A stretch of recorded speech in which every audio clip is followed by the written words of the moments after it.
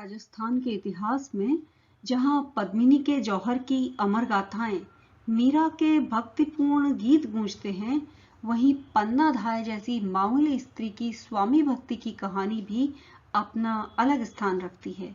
आइए जानते हैं वीरांगना पन्ना धाय की सच्ची गाथा, जो हर किसी में देशभक्ति को भर देने का जुनून रखती है। पन्ना धाय राणा सांगा के पुत्र राणा उदय सिंह की धाय मां थी। वो किसी राज परिवार की सदस्य नहीं थी। वीरांगना पन्ना धाय का जन्म कमेरी गांव में हुआ था। राणा सांगा के पुत्र उदय सिंह को मां के स्थान पर दूध पिलाने के कारण पन्ना धाय मां कहलाई थी। पन्ना का पुत्र चंदन और राजकुमार उदय सिंह साथ साथ बड़े हुए थे। उदय सिंह को पन्ना ने अपने पुत्र के समान पाला था।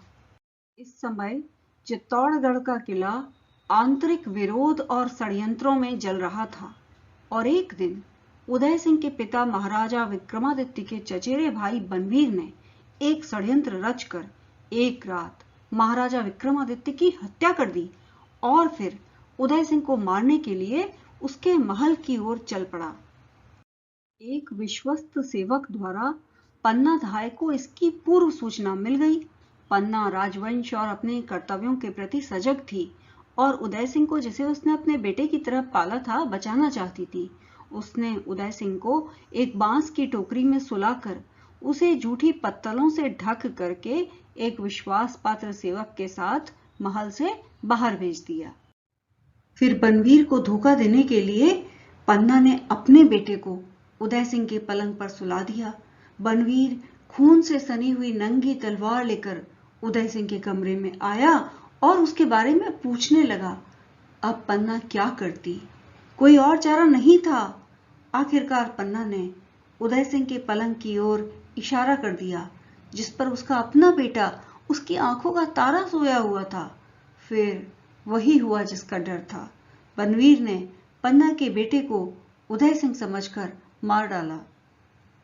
पन्ना अपनी आंखों के सामने अपने पुत्र की हत्या को अविचलित रूप से देखती रही। बनवीर को पता न लगे, इसलिए वो आंसू भी नहीं बहा पाई। बनवीर के जाने के बाद अपने मृत पुत्र की लाश को चूमकर राजकुमार को सुरक्षित स्थान पर ले जाने के लिए निकल पड़ी। उसके पास इतना भी समय नहीं था कि वो अपने बेटे का अंतिम संस्कार कर पाए। पुत्र की मृत्यु के बाद पन्ना उदय सिंह को लेकर बहुत दिनों तक शरण के लिए इधर उधर भटकती रही, लेकिन दुष्ट बनवीर के डर से कई राजकुलों ने पन्ना को आश्रय नहीं दिया। फिर आखिरकार कुंभलगढ़ में उसे शरण मिल गई। उदय सिंह किलेदार का भांजा बनकर बड़ा हुआ। 13 वर्ष की आयु में मेवाड़ी उमरावों ने उदय सिंह को अपना राजा स्वीकार कर लिया और उसका राज्याभिषेक कर दिया। उदय सिंह 1542 में मेवाड़ के वैधानिक महाराणा बन गए। धन्य है स्वामी भक्त वीरांगना पन्ना, धन्य है जिन्होंने अपने कर्तव्य पूर्ति में अपनी आंखों के तारे अपने प्रिय पुत्र का बलिदान देकर मेवाड़ राजवंश को मिटने से बचाया।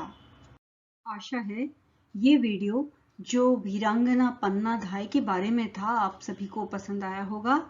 और अगर वीडियो पसंद आया है तो लाइक, शेयर और सब्सक्राइब करना बिल्कुल मत भूलिएगा। और ऐसी कौन सी कहानी आप देखना पसंद करेंगे, हमें कमेंट्स के माध्यम से जरूर बताइए। वीडियो देखने के लिए आप सभी का हार्दिक धन्यवाद।